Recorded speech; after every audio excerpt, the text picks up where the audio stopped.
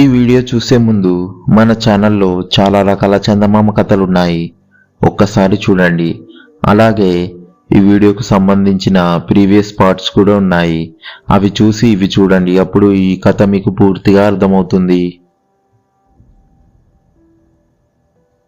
రామలింగాన్ని గోతిలో కూతి వరకు పూడ్చిపెట్టి ఏనుగుల చేత తొక్కించమని రాయలవారు ఆజ్ఞాపించారని కిందట పాటలో చదివారు కదా.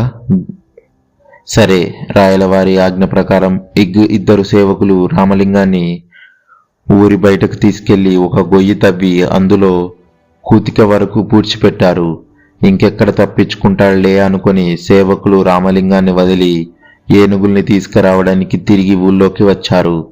ఈలోగా ఒక గూని చాకలివాడు ఆ దారిన వస్తూ రామలింగాన్ని చూసి, ఇదేంటి బాబయ్య, ఇలా పాతి పెట్టారు తమన్ని, ఎవరి బాబు మీరు అని అడిగాడు.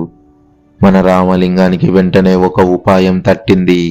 చాకలన్నా చెబుతా గాని మరి నాకు సహాయం చేసి పెడతావా అని అడిగాడు. అలాగే బాబయ్య, అదేదో సెలవు ఇప్పించండి అన్నాడు చాకలి.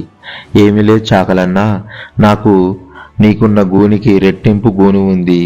ఇప్పటికీ 10 ఏళ్ల మించి బాధపడుతున్నాను ఈ గూనితో. నా అదృష్టం కొద్దీ ఒక వారం రోజుల కిందట నాకు సాధువు కనిపించాడు.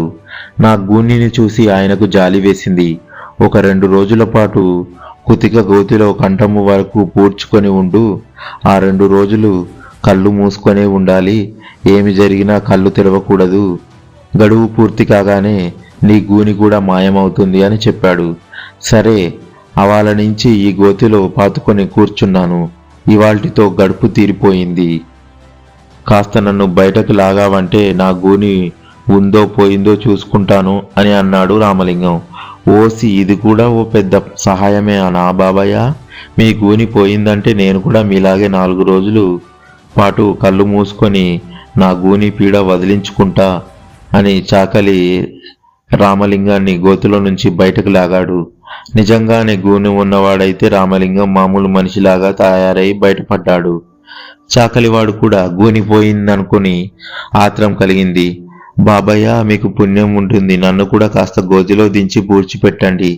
మీరు పోయే దోవలో నా ఇల్లు ఉంది. మా ఇంటి దానికి ఈ కబురు కాస్త అందించండి.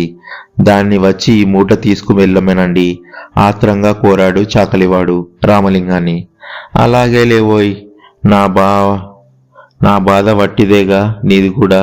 కానీ నువ్వు మాత్రం ఈ వారం రోజులు కళ్ళు తెరవకూడదు, ఏ ప్రమాదం జరిగినా సరే అన్నాడు రామలింగం.